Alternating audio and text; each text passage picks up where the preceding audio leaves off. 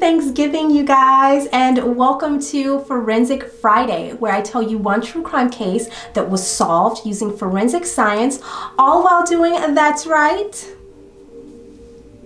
my makeup. Today's video will be featuring the It's a Mood palette from Colourpop. I chose this palette, you guys, because it's literally a Thanksgiving dinner in a palette. Like, you got your turkey here, you got your cranberry sauce here, girl, you got your mashed potatoes here, you got your gravy, you got, you know, mac and cheese, your mac and cheese, you got your pumpkin pie or sweet potato pie for me because I love sweet potato pie, I hate pumpkin pie. You got your greens, you got your cornbreads, and you got a little wine here, you know. Even Lucy is into that, huh? Aren't you, baby? Yes, she's here. All the other items I'm using in this video will be linked in the description below. Please read the disclaimer. I am not a professional forensic pathologist or a professional makeup artist or anything professional at all, really. So I have like 0 credentials here. But I'm just the average girl at home like you, planning my makeup. Sometimes I do my nails, and I talk about a true crime case. So if that's something you're into, then you are more than welcome to go ahead and hit that subscribe button. On that note, the comment section is a privilege. Don't fuck it up.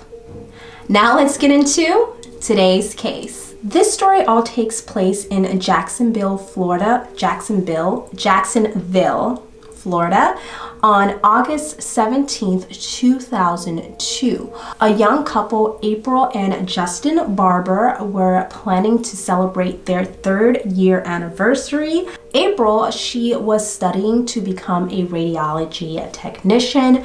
She was almost done with her studies and was about to graduate. Being a radiology technician was very, very close to April's heart because her mother had been diagnosed and passed away from cancer. This is what inspired April to go into the field. She really wanted to help other people like her mother that had cancer. And so, as you can imagine, this was something really important for her, and she was very, very dedicated to this cause. And Justin, he was doing really well as well. He had just recently landed a job as a financial analyst for this huge lumber company. They were a power couple. So at this time, the two of them were doing really well in their separate careers, and it was also their 3rd year anniversary. So it was a means for celebration, to say the least. The two had dinner reservations at an Italian restaurant, and after that they decided to take a nice romantic walk on the beach, you know, have a quiet evening, you know, just a nice romantic thing. It sounds like an amazing night, you would think, right? Wrong, because they would be interrupted by a guy with a gun. Shortly after they had been walking on the beach, a guy came up with the gun and tried to rob them. He was just like, hey, yo, give me all your money, but put the money in the bag, you know, whatever, something like that, you guys know. So at this point, April, she got this bright idea to like try and divert him, and so she started to try and divert this guy. While April was diverting him, Justin grabbed the gun and the two began to struggle back and forth over the weapon. At this point, shots were fired, the gun went off. According to Justin, this is the last thing that he remembers before passing out. And when he woke up, he realized that he was shot. He had been wounded because there was blood everywhere. And he began looking for his wife, April. He found April at the shoreline with her head face down in the water. And when he picked her up, he realized that she had also been shot. He frantically tried to get the two of them back to his car because I guess they did not have their cell phones on them for, you know, whatever reason. But the only issue was he was so wounded at this point. Really, guys? Listen.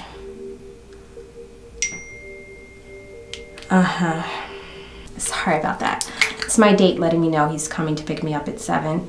And so yeah, we need to continue this. Anyway, so Justin ended up dragging April's body towards the car, and when he got to the boardwalk, there was like a little set of stairs. Justin tried to lift April up again, but it was near impossible for him to lift her up those stairs. So he had to leave her near the boardwalk.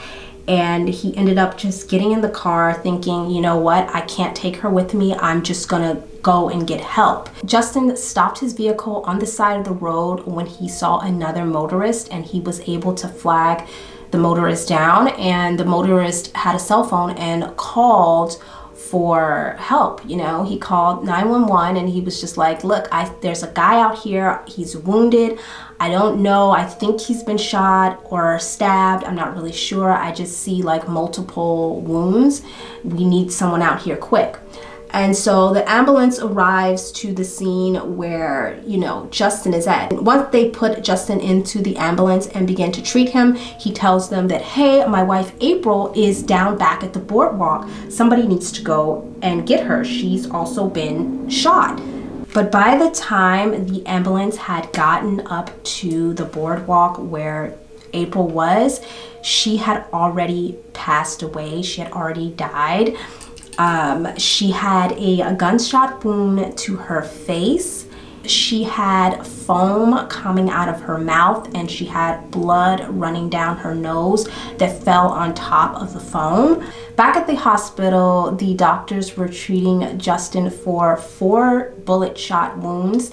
I believe one was in his hand, one was in his upper shoulder, the other one was in a part of his abdomen, and then another gunshot in his other shoulder. I mean, this boy was shot all up, like everywhere, but he was able to make it. Thank God, none of the bullet shots actually were anything harmful or serious or fatal. They all missed major arteries, so he was pretty lucky to have survived that. Once Justin woke up, police did question him, like, as to what happened. At that time, Justin was unable to give a good description of the person, the robber who came up and tried to rob them. And it was just really difficult for the police to get any real information out of Justin. But once he was healed and released from the hospital, he did meet back up with the officers and give them more additional information about the assailant. Police were trying to re-jog Justin's memories, so they took him back to the scene of the crime and had him walk them through everything that occurred that night. And he said that he was unable to see the assailant because it was so dark outside, and police believed him because on the beach at night there's no lights out there and it is like almost completely dark. But he did tell police that the guy was very tall and kind of, you know, big, and that the guy had a dark colored shirt on, maybe a black t-shirt and a baseball cap. Now, mind you, after he had gotten out of the hospital and met up with the police, this was like maybe a week or so later, a couple of days later, it just so happened that there was a guy that was going around on the beach with a gun assaulting women, or trying to like sexually assault women using a gun. From Justin's description, police were able to create a sketch of the assailant, and miraculously, the sketch actually did resemble a local man named David Allen Shuey. Actually, there was an incident recently that had occurred on the beach with a woman, a young woman. She was sunbathing, so she was laying out topless on the beach alone, and Shuey came up to her with a gun and was like, hey, if you don't do what I tell you, follow me and do everything that I tell you, or, you know, I'm gonna shoot you. Somehow this young woman was able to escape. Thank God she was able to get away from him, and she did report it to the police, and she positively ID'd Shuey as the person who had, you know, threatened her. And so it was very possible that he was the one who had shot them. He also had previous arrests for sexual assault, like up the wazoo. Okay. How police tracked him and actually found him was because he would use multiple different credit cards, all of his credit cards, to like commit these sexual assaults, to get the supplies or whatever to commit his sexual assaults. Police brought Shuey in for questioning. It's just so funny to say his last name, Shuey. I always want to say Chewy. But anyway, police brought Shuey, no, Police brought Shuey in for questioning, and he denied having anything to do with April's murder or shooting April or trying to rob the couple at all. He also claimed to have an alibi. He said that he was with his fiance in Connecticut. Shockingly enough, his alibi did check out based off of police records and surveillance. They found that Shuey was telling the truth. He was in Connecticut living with his fiance at this time, so there was no way he could have committed this crime. And they know that because of the other crimes he was committing in Connecticut. So he was taken off the list as a suspect, and they had to let him go. They had no evidence that he had anything to do with the crime, and actually the evidence pointed away from him, like completely away from him. So police went back to talk to Justin again because he's the only other person that was there. Oh my God, it is so cold in here. I had to put on my little sweater. So investigators went back to Justin and they asked him if, you know, he had any issues in his marriage with April, or like how their marriage was. Was it a good marriage? Was it a bad marriage? You know, if they had any issues. And Justin said no, their marriage was great. They had no issues. Police asked if there was any affairs from, you know, on either end, and Justin denied that there was any affairs. He said that, you know, no, we're good. Everything is great. I love my wife. She loved me, and that's pretty much it. Nothing out of the ordinary. But I guess he wasn't prepared for investigators to do a little digging, because they found that he had actually been having an affair with multiple different women. I think they said over the 3-year span that he and April had been together, he had been with several different women. At this point in their marriage, Justin had been having an affair with his tennis partner. Her name was Shannon Kennedy. Police told Justin, hey, look, you know, we got Shannon in the other room and we've already talked to her and she told us everything. She said that you guys have been having this affair. And do we have to bring her in here? They were like, well, you know what? We're just gonna bring Shannon into the room and we're gonna get this all cleared up and squared away right here, because you're telling us one thing, but Shannon is adamant that you guys are having this ongoing affair. And that's when he goes, no, no, no, no, no, like, you don't have to do that. Please don't do that. I don't wanna get her involved. Yes, it's true, we were having an affair. Okay, and police thought this was really weird that he would lie about a thing like that, because at this point his wife is already dead. So why would he lie about that? Especially to the people who are trying to figure out who killed his wife. With further investigation, police found that April actually knew that Justin was having these affairs. Like she knew the entire time that he was cheating on her. She had told family members and friends, like, hey, you know, Justin is cheating on me. We are having a really bad relationship and I've tried to talk to him about it and it's not getting better. She at this point was ready to get a divorce because he was not trying to work with her, you know, he wasn't coming halfway. After the police found this out, they went to Justin's home and asked him to turn over, you know, any evidence like his computer. I think they asked for his computer, and they wanted to search the home to see if they could find any evidence. Justin was very cooperative. He allowed investigators inside of his home to search. Actually, when they showed up to his house, they say that he had the computer already in boxes, like evidence in the boxes, and was like, here you go, like so freely. Police sent over Justin's computer to the Computer Forensic Science Center for analysis. According to datarecovery.co, a computer forensics website, computer forensics is a branch of forensic science which deals with the application of investigative analysis techniques on computers in order to retrieve and preserve evidence that is legally admissible in court. So when the computer forensic scientist analyzed his computer, the first thing that they did was look at the deleted files, and they found that Justin had recently deleted a song just hours before his wife's death. The song was by the band Guns N' Roses, and it had the lyrics, I used to love her, but I had to kill her. She drove me nuts, and now I'm happier this way. Okay, all right. Why are we singing that type of shit? I'm sorry, but why? Why is that in the song? I know it's not the music artist's fault, but really, why? Could we pick something else to sing about, guys? Like, I don't know. Isn't there anything else?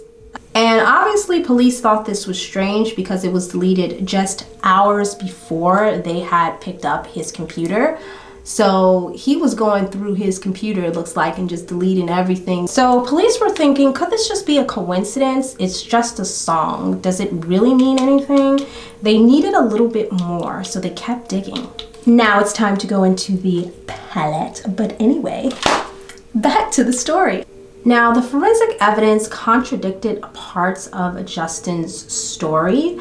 The medical examiner found small, tiny little abrasions on April's neck and behind her ear and on her collarbone, which was suggestive of someone putting pressure on her neck and collarbone. Wonder who that could have been. So the medical examiner was thinking, could these injuries possibly be caused by her being forcibly placed in the water, like somebody maybe holding her down in the water, trying to drown her? And they came to the conclusions that, yeah, it's a strong possibility that these abrasions could have been caused that way. They also found another piece of evidence on Justin's computer. They found that Justin had been trading stocks on the internet, and he actually was pretty bad at it. He lost a lot of money. He was in debt to about $60,000, and he had been using his credit cards, which were like at a really high interest rate. They were like 21% interest rate, and he was using these credit cards to pay off this $60,000 debt. And this fool has an MBA in business, and he's supposed to be a financial analyst for some major company. Fire his ass. Fire him quick. Fire him quick. Because that don't make no sense. I'm like, did he fake his degree? Because boy, this ain't making no sense to me. That rhymed again. I hate when I do that. And with further digging, police discovered that April had a $2 million life insurance policy on her. She had taken this policy out a while back after her parents passed away. It was mainly for her younger siblings, her brother and her sister. Justin was the sole beneficiary on the policy, so that meant that he could really choose to do whatever he wanted with the money, regardless of whether or not, you know, April meant for it to be for her brother and sister. And he was intending to do just that. Police felt like this was another possible motive for Justin to get rid of April, as if the song wasn't enough. Boy, please. A crime scene reconstructionist used an ultraviolet light to analyze the shirt that Justin was wearing on the night of April's murder. Initially, he was able to see some gunpowder residue on the shirt, but he wanted to take a closer look to see if there was any sort of pattern that would possibly lead to an explanation as to what happened that night. Because there was gunpowder on his shirt does not mean that Justin shot the gun. The gunpowder could have very well gotten on his shirt from him, you know, struggling with the assailant trying to get the gun away from him. It didn't mean that Justin actually shot it. But this was what the reconstructionist was trying to figure out. He needed to find a pattern to see from what angle or direction that the gun was shot, and the gunpowder had been distributed. But when the reconstructionist looked at the bullet shot wounds, one shot was in Justin's left hand, and the other 3 shots was in his chest, on his collarbone, but those were all away from vital organs. So it was as if whoever shot the gun was shooting him but away from vital organs, like they didn't want to kill him. Their intent was to actually not to kill him, which is strange considering you're shooting someone. If I'm shooting someone, I'm shooting to kill, baby. Okay. So I ain't gonna be shooting away from no vital organs. We're gonna be shooting directly at you. So just let you know, if you come at me, I'm shooting to kill, honey. I'm not even playing with you. If I have to stop you, it's about to be permanent in my mind. Because of the directions in which the bullets were flowing and Justin was hit, the medical examiner and forensics reconstructionist came to the conclusion that those bullets were not fired from another person. They were fired from Justin. Based off of this evidence, they believed that it was Justin the entire time and that he had shot himself to give himself like an alibi. So homeboy is over here shooting himself.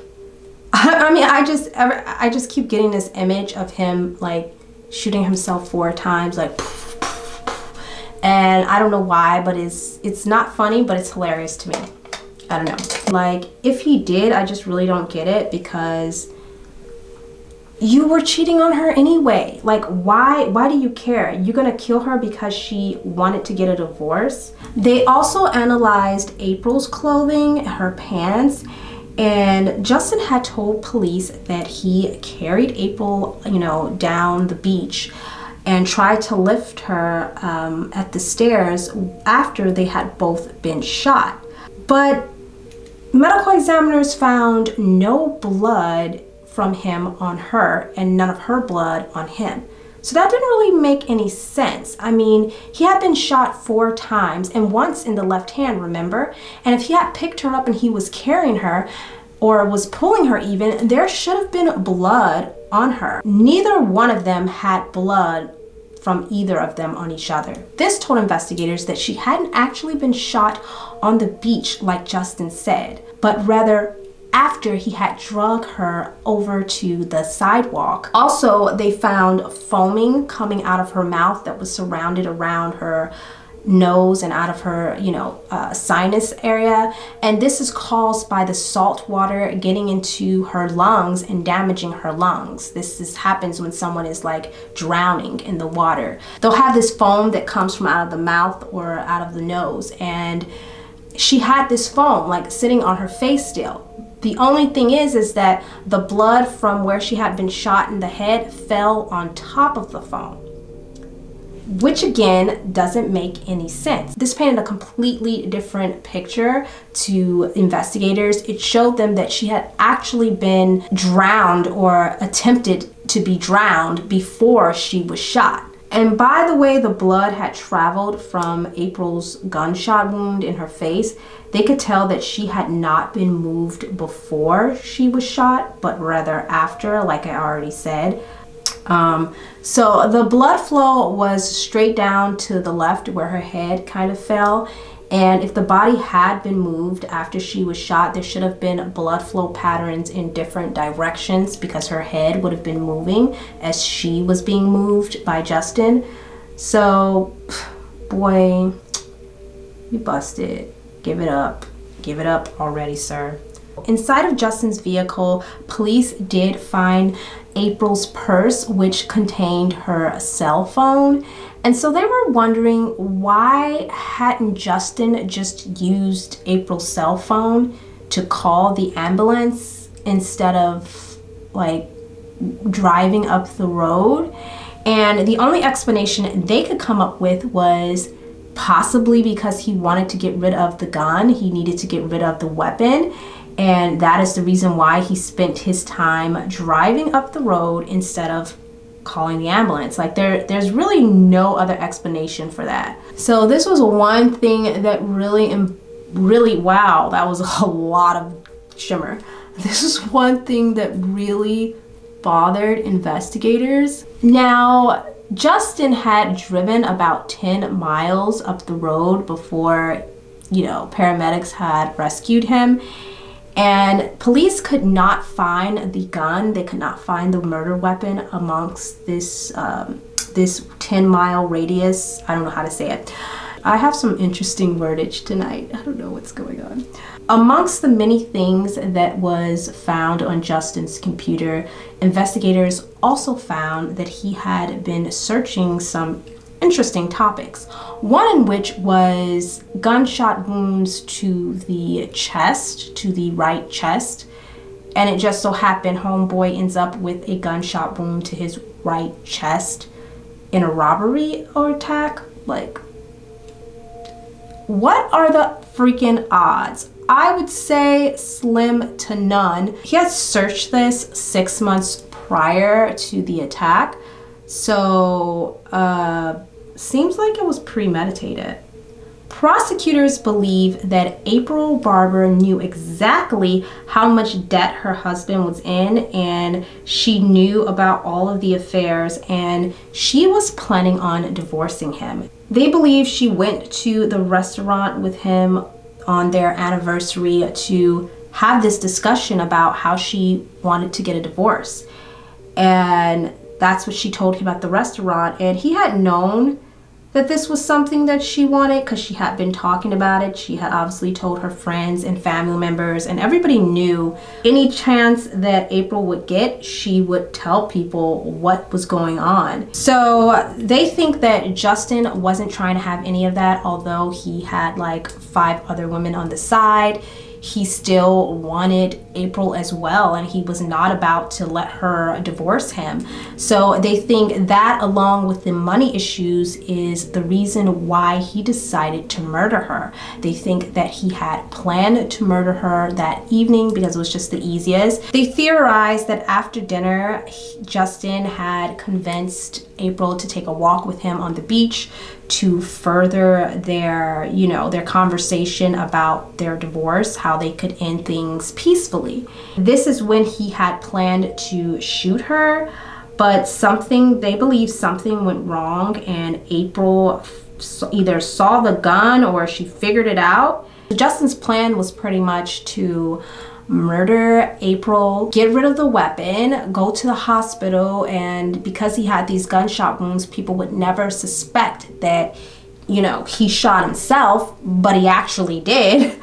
And so he could look kind of like a hero, and then he would, collect his money and everything would be great. He would go on with his life. But that didn't happen because he made too many mistakes for forensic scientists to miss.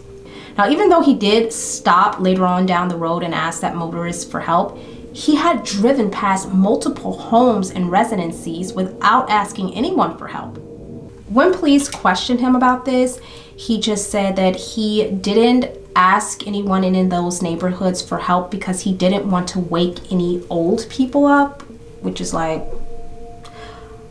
okay, sir, you've been shot 4 times, your wife is laying on the beach shot in the face, and you don't want to bother anyone. All of a sudden you're Mr. Polite. This was just ridiculous, and they knew that this was their guy, hands down. In June of 2006, Justin Barbour was charged with first-degree murder in the death of his wife, April. Thanks to forensic science and some good police work, Justin Barbour was convicted of first-degree murder and sentenced to life in prison. What did you guys think about this case and my makeup look? Please let me know in the comments down below. If you like videos like these, you can check out my last episode. I'll leave a link on the screen right here or right here. Like, comment, subscribe, and share. Please share because it really helps me out. And I will see you guys next week with another Forensic Friday, Saturday, or Sunday. You guys, you already know how I do, episode. Also, I just wanted to say a huge thank you to you guys for 15,000 subscribers. I know it's like nothing to most people, but to me it means the world, and I just wanted to say thank you. I love you guys, and I love YouTube, and yeah, I will see you guys next week. Bye.